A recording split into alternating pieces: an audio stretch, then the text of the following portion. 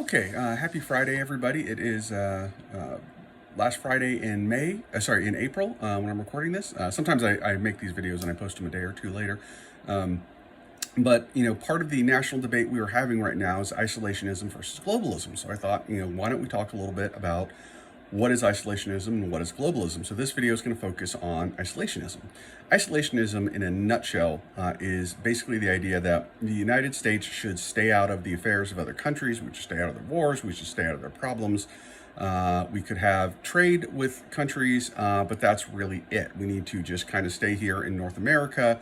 There is the sort of corollary doctrine. The Monroe Doctrine says, all right, the rest of the world, you all stay out of North and South America, leave that to us. It's quasi-isolationist. It's not really, because it, of course, implies America getting involved in the affairs of countries like Brazil or Argentina or whatnot.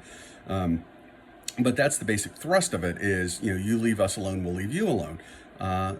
Technically speaking, this has been the dominant strand of American foreign policy since at least George Washington. From George Washington through probably the first two terms of FDR. It ends very abruptly in World War II. So we do this from about 1788 till about 1941. So it actually has a pretty long historical track record in the United States. So the first question I wanted to address is, does it work? Now, obviously, I'm going to cover hundreds of years of history here. I'm going to massively oversimplify and leave out all kinds of important details, but it's the only way I can do that in any kind of time-effective way here.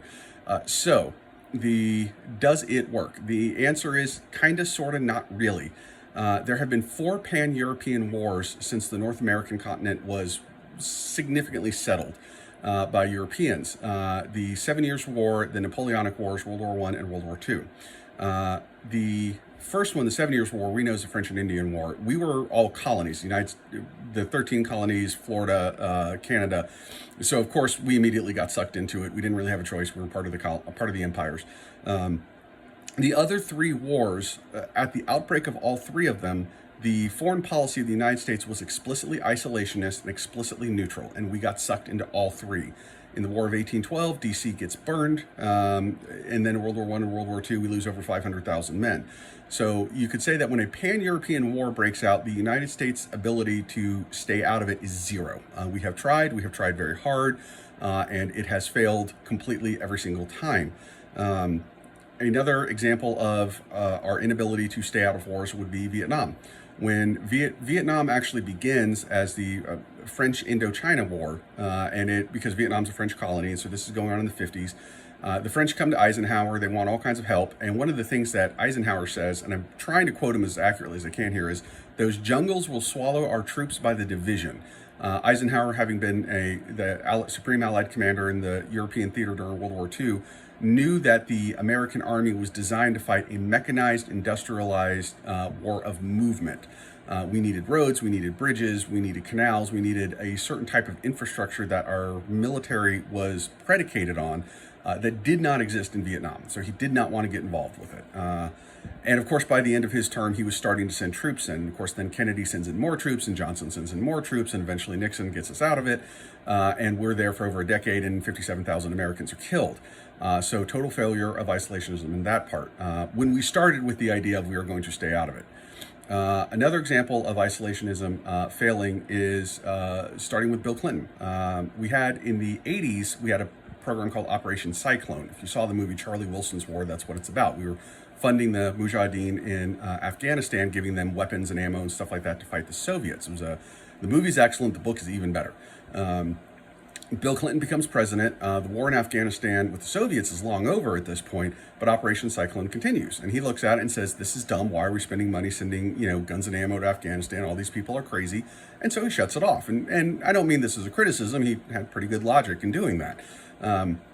What he did not understand, and I'm not sure it was possible that it could have been understood, was that some of the groups we were supplying were the groups that were holding back what would eventually become the Taliban, who would later host Al-Qaeda. Fast forward a few years, and we all wake up on the morning of September 11th to see the Twin Towers come crashing down. So when we did go isolationist on Afghanistan, when we cut and got out of there, within 8 years of that, we had the largest, bloodiest terrorist attack on American soil. So again, total failure. So Does isolationism work? Well, I have obviously ignored dozens of conflicts all around the world that the United States did stay out of. So can it work? Sure. Is it a guarantee? Not even close. If there is a wide European war, are we going to get it sucked into it? Absolutely. If there is a Pan-Asian war, are we going to get sucked into it? Absolutely. Here's the funny thing about World War II. We tend to think of it as a single war. It's really two separate wars. It's a Pan-East Asian war instigated by Japan and a Pan-European war instigated by Nazi Germany and to a lesser extent the Soviet Union. That's a different topic. But we ended up getting sucked into both, but it started on the Asian side. So broad wars in Asia, broad wars in Europe absolutely suck us in. Smaller wars can absolutely suck us in. We have managed to stay out of the broader African wars over the last 25, 30 years. There's been some very large wars in Central Africa. We've managed to stay out of those. There's really not much warfare in South America, which is good. So it's been pretty easy for us to stay out of that.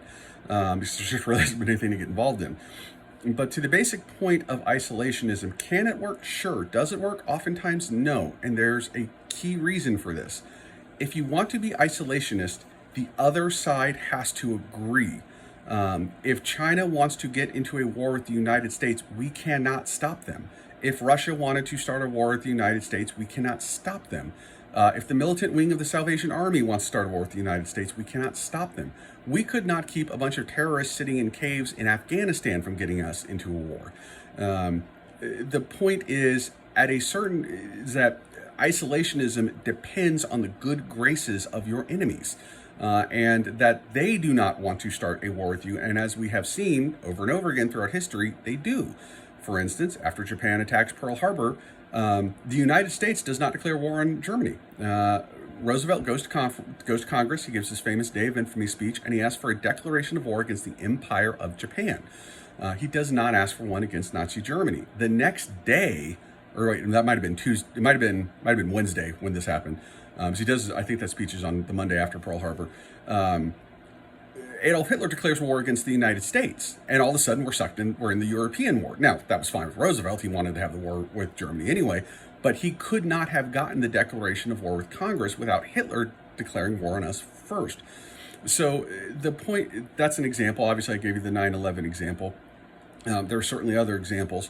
For instance, when the United States enters World War I, we enter it because at the beginning of 1917, Erich Ludendorff, the quartermaster general of the German army in World War I, launches his unrestricted submarine warfare campaign, knowing that it's going to hit a lot of American-owned, American-crewed, American-flagged commercial vessels, and he knows that's going to bring the United States into the war, and he decides to do it anyway. Again, why the logic and all that behind that's a different topic. But the point is, over and over again throughout history, other countries have said, we're going to war with the United States. Germany's done it, Japan's done it, Afghanistan's done it, some other countries have done it. 1990, in August 1st, 1990, I had never heard of Kuwait. I had no idea what it was. All of a sudden, a couple weeks later, I'm glued to the news as an elementary school kid watching American units shipping off to Kuwait to fight a war against this country called Iraq that I'd never heard of.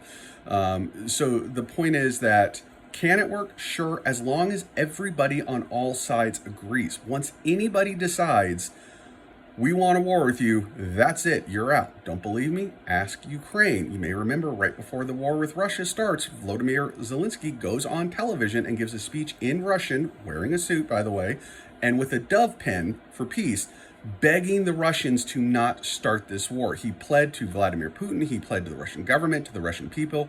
He pleads to these soldiers of the Russian army saying, please don't do this. We are your Slavic brothers, we are friends, we have lived peacefully with each other for many years. There's no reason for us to go to war. Russia invaded anyway. The man pleaded, he begged for peace, and Putin said, no, I don't want peace, I want war. And Putin got it.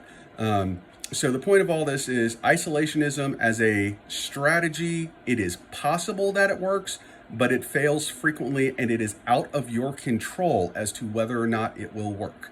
Okay, bye-bye.